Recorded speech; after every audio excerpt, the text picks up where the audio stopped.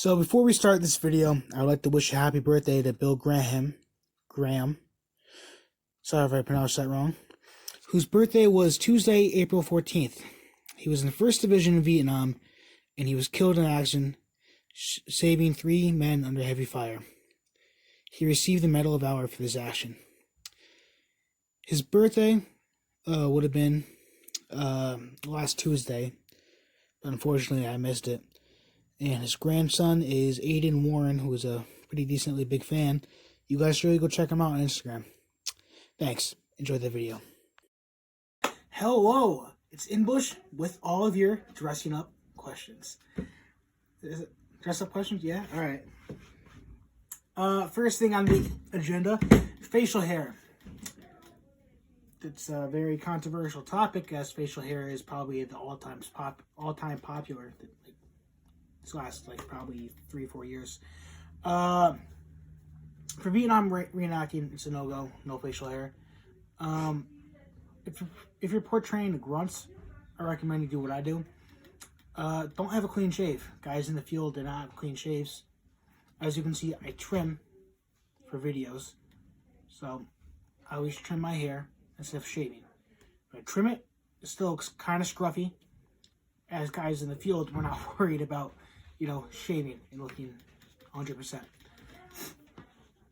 So if you're going for in the field look, scruffy is the best way to go. I wrote, but clean shaving is always welcome and very good.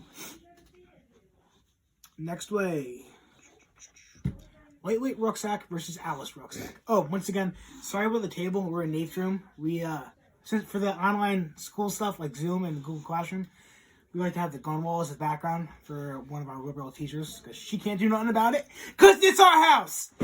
So this seems to piss her off a lot, and that's awesome. Smoke and drink in class. But it's cool like that. Alright, so Alice pack versus lightweight rucksack. I've known this before. In no way should you be using this garbage for reenacting. It was never in Vietnam. Easiest way to tell for you guys is the frames. It's always in the top of the frame right here. The frame is square. This one is curved. Very comfortable, and this dog's so cute. Here, can you get up close to the back of the frames here, because it's more easier, to kind of explain what I'm going at. It's curved. It's like aerodynamic, whatever you want to call it. This is flat, straight, and square. It's really stupid. The shoulder straps. This is all the material you get. That's all you need as a man, and you get like this 3-inch thick, freaking wider than my cock shoulder strap. Yeah, come on a video. A couple of the tall tails. The snaps. They snap in place right here, and then they adjust. These don't snap in place at all. They just adjust. I'll do a separate video on this. This is for all you intermediate and advanced reenactors. Don't yell at me. I'm just doing this to guys that want to buy their own rucksacks for the first time. So I'll go more in depth. When you look at it a bit more, it's very, very different. If you're looking for just the rucksack, another tall tail sign is just Velcro inside, which is not in the lightweight. So I'll go more in depth on another video. So since this is ass, I'll be gentle with this one. Alright. Period slang. People seem to notice I talk in a lot of period slang, and that does help improve the kit. You don't want to be in the middle of events and talking about big chungus and shit like that, There's a lot of words I say, like far out, dig it, groovy, fucking weak, even dude. Do a lot of research in, the city you were born and raised in. I pick up a lot of New Haven slang, and then I just love saying far out, man. I'm always saying that at school. It gets so annoying, but I dig it. What state do you live in? The terrible, terrible, terrible wannabe California state. Connecticut. The only state that has not revived from the 2008 recession. It's ass here. I want to move. Holsters. Great question. Unless you were a non-softer, someone's got to come up with a new name because that name just sounds so gay. Yeah, I'm a non-softer, you know? This sounds fucking gay. This should mostly be the only holsters you see. So I'll go over what each one is. This is a shoulder holster. This is a normal 1916 holster. So if you're going early war and you're going to be an officer or something, you would have a brown one, more likely, but still a black one because most of the early war ones were World War II ones dyed brown. Dyed black. Now, the other time you would be using this if you're an NCO, RTO, M60 gunner, M60 assistant gunner, grenadier. You know, if you're an MP or any other specialized job that you need it for. Basically, if you're a grunt, you're like a specialist, a PFC, a private, you're not going to be using this. Most guys would not be issued these unless you're doing non-soft. Then I see, it's fine because it's always good to have a sidearm for non-soft. But for reenacting purposes, if you're portraying a 25th Infantry private, no, just don't even use this. Reproductions, I'm not sure. I don't own any. Do I own any reproductions? No, I own one reproduction. I own one more militaria jungle fatigue jacket. Besides that, I don't own any reproductions. The quality is not quite there yet, as it is World War II. So if you can get an original, try to. These are steals. Sometimes you can find steals. Whenever I find good prices, I do put them on my Instagram. Some of you guys yell at me why are you showing us these prices? Get this stuff yourself. No, the whole point of me looking is to find stuff to you guys so you guys don't get, scammed by a couple of boomers. Next up, shoulder holster. If you're doing a pilot or if you're doing a tanker or armor crew, I can see you using this. There's really World War II reenactors. Everyone uses these and they're so effing farby. Just stay away from these unless you're doing non-soft. I guess you can get away from it. Or if you're doing a tank crew or something. Other than that, don't even bother getting them. This one is actually this one actually is reproduction too. This was on eBay. It was $40, and this quality is actually this is very high quality. Maybe I'll leave the link in the description. I was astonished when I started feeling it because this feels legit. I felt legit ones before. I've owned legit ones before, and the quality is just really there. And I like this a lot. It's a great piece. Pause it real quick. You back? Yeah, my daddy on me. Next on the question. Questions? Did I cover that? I finished, right? Yeah, I finished that. Yeah, shoulder holsters is not my area. You should stay away from them. But those reproductions were very, very good. When did you find out you were gay? Well, I used to go to church camp a lot as a kid. And I would stay after to help clean up after the sermon and stuff. And then me and the priest got all cool. Can you pause this, man? You gotta pause this. I'm back.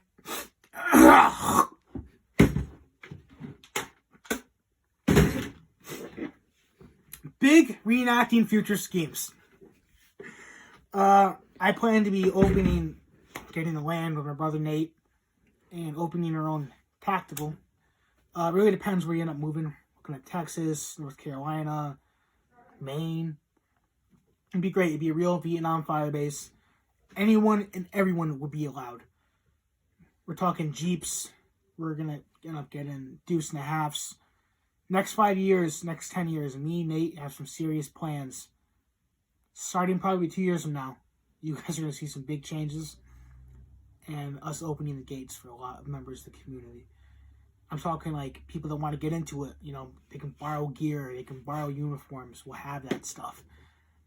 We want to bring everyone together as a community and be like the same respect the World War II reenactors get. Because we're out there doing the same stuff the World War II reenactors do. And no one takes Vietnam reenacting seriously. I feel like if we get some equipment, some takes, and make a real-life fire base, can really open this up for a lot of people. Reversal helmet cover. When is it okay? Mike V did an excellent video on this, so I'll make this quick. You guys should really check him out. So, I'm assuming you're talking about the Mitchell pattern, which was the helmet cover used in Vietnam. This is tan side out, green side out. If you're in the jungle, patrol, or anywhere else, you're using green side out. The only time you're using this is if you're mortar crew, you know, or artillery. You get all the mud everywhere. It blends in pretty well.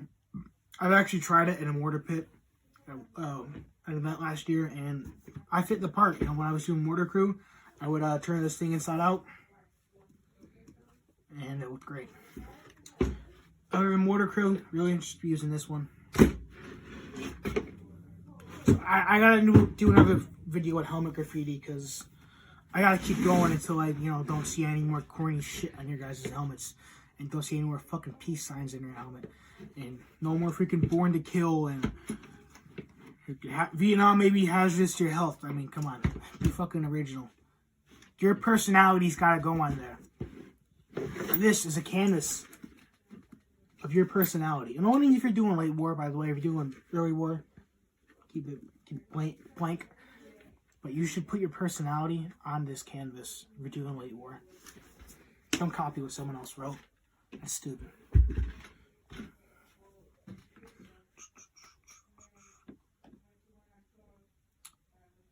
Repro lightweights.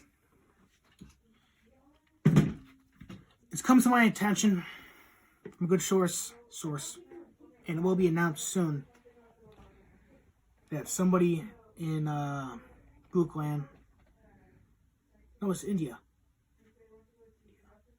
That's what the chicks have the dots in the head, right? India, yeah. Somewhere in India, they are making Reproduction lightweight rucksacks. You know, a lot of people that own lightweight rucksacks are pretty pissed off because they're, you know, bag that's worth a couple $100 is now going to be worth probably $100, $150 because these Repro lightweights will be flooding the market. Yeah, I'm kind of pissed that my lightweights won't be worth as much, but I'm even more happy that if these are this quality they say they're going to be up to in the standards, there should be no reason for people not to be having lightweights. Lightweights for everyone. And I think that's a great thing for everyone to have a lightweight, whoever wants to have a lightweight, you know.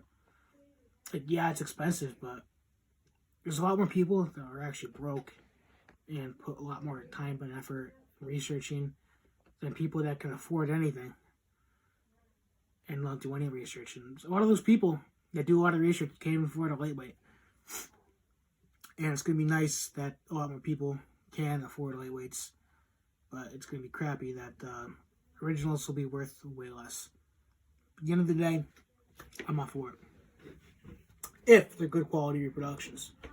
You know, if I found out tomorrow Rothko is making them, you know, I'll probably not killing myself. Next thing, boomers in Vietnam reenacting. The best thing about reenacting, especially the Facebook forums, the worst people in the forums are the boomers. But the boomers are the ones that actually fought in Vietnam. If you're a baby boomer and you're old enough to fight in Vietnam and you didn't, you should not be reenacting Vietnam. Just like, yeah, you can reenact World War II and Civil War, stuff like that, you know. But you should be reenacting Vietnam if you were old enough to fight and you were draft dodger or some shit. Just like with Desert Storm, you know. Like me, yeah, I can reenact Desert Storm. Someone that was of age at the time that didn't enlist, no, you shouldn't reenact Desert Storm. Someone that's older than that, yeah, go for it. That's my kind of view. I don't know if I said that right. I'm not saying that there should be a rule that you shouldn't reenact this. I'm saying if you're a draft dodger during the Vietnam War, you should not be reenacting the Vietnam War. It's not fair. It's really fucked up. Also, boomers should not be portraying grunts. If you want to be, behind the lines in a tent, commanding the unit, go for it. But leave the grunts to the younger guys. You see this a lot of World War II reenactors, like, especially the German ones. The German freaking stormtroopers are like, are they using World War II? I'm sorry, I don't know that much about World War II reenacting.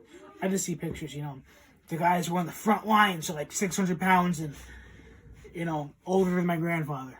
So, that kind of concludes today's Q&A. I hope you all are staying safe, and I will be announcing the giveaway results soon. So, peace. How old are you? I'm 17 years old. Birthday is July 4th. It's amazing how much information I give out to you guys. I don't really care, but you guys can definitely, forget about it, man. Good fillers for bandos. This is something I wanted to get into in the video. A lot, actually. So, you're doing an impression. If you have the nicest, mintiest gear, everything you need, it looks like dog shit. Absolute, Gordon Ramsay, he'd be calling, what's some shit? You do your Gordon Ramsay impression, come on. Come on, it's fucking hilarious. They're not even gonna see you. Bloody hell, I mean, you just do it, man. It's hilarious when you do it. Calling me an American pig and shit. Anyways, they look bad when they're all crushed up and you can tell there's nothing in it. You can't be going on patrol, patrol for a photo shoot with no effing ammo.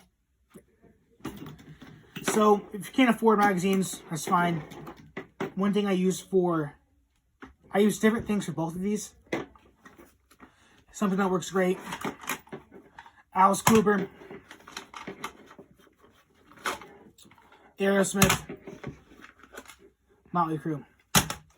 So, cassettes are actually really cheap. I use cassettes because in my school, I go to a technical school. I'm wearing a tech shirt right now. I go to a technical school, and we don't have any Wi-Fi in our shop, so I gotta use my Walkman to listen to tunes. So, and sometimes you even want to, you can even put some cardboard in there, and that looks way better than going on patrol with your pouch like that. Yeah, this is very mint, but I don't care. I gotta show you guys how bad it looks. And it looks terrible. So, the cassettes really only work well for this. And what I'm going to show you next works well for both.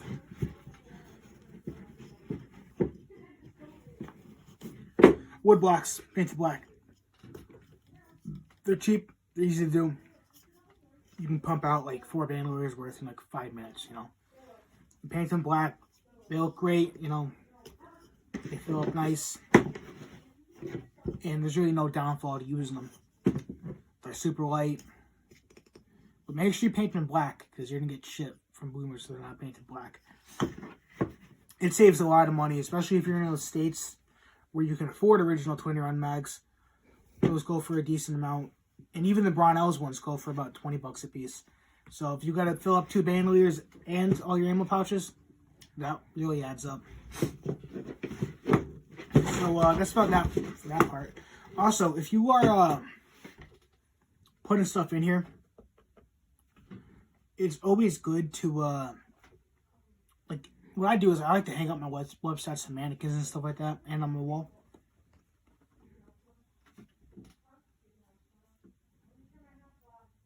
I thought I was gonna throw up, but I didn't. Self-control. Okay. What was I saying? Oh yeah. So if you're hanging stuff up on your wall, this gear, it's nice, but it's also in a way delicate.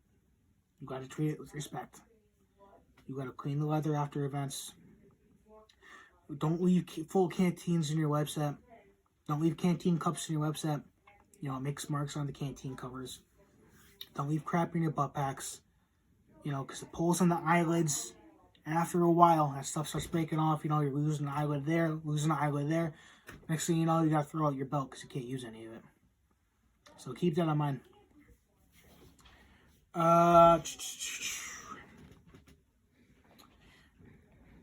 Will you do MAC-V SOG / SEAL kit? Easy answer, no. That goes to the next question too. The reason I can't do it is my weight. It makes no sense for someone my weight to be portraying MAC-V SOG, a SEAL. And honestly, it's kind of disrespectful if I was to go as a Navy SEAL. You know, if I was to go as a Navy SEAL, I'd have to be in prime physical condition, and that's not fair. The reason why I feel comfortable being as a grunt is, A, I passed the muscle to mass, the tape test for the Army, and I'll be enlisting as soon as the office opens up after this pandemic. I've gone on the 10-mile humps before. Like I mentioned before in a video, I got us lost for 10 miles.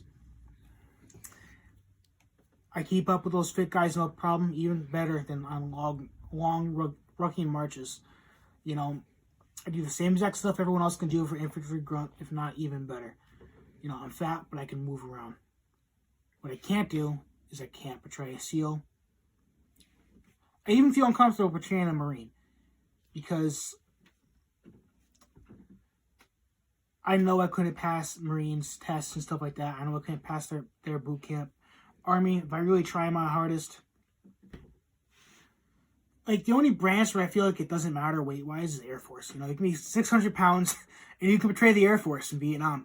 Wouldn't matter. Anyways, really, I am not in any shape to be doing a Navy SEAL. It's just not fair to those guys. My brother Nate, you guys have seen him in the Tunnel Rat video. That's why he's a Tunnel Rat and I'm not. He can get away with doing a Navy SEAL impression, a Warp impression, and a MAC-V SOG impression. Who knows? After basic, if I'm looking like a beefcake stud, I might throw together a MAC-V SOG kit. That's about all. Anyways, so next question. Does your mom know I'm gay? The camera is off when I started crying, right? No, she doesn't. You gotta pause if I get mad.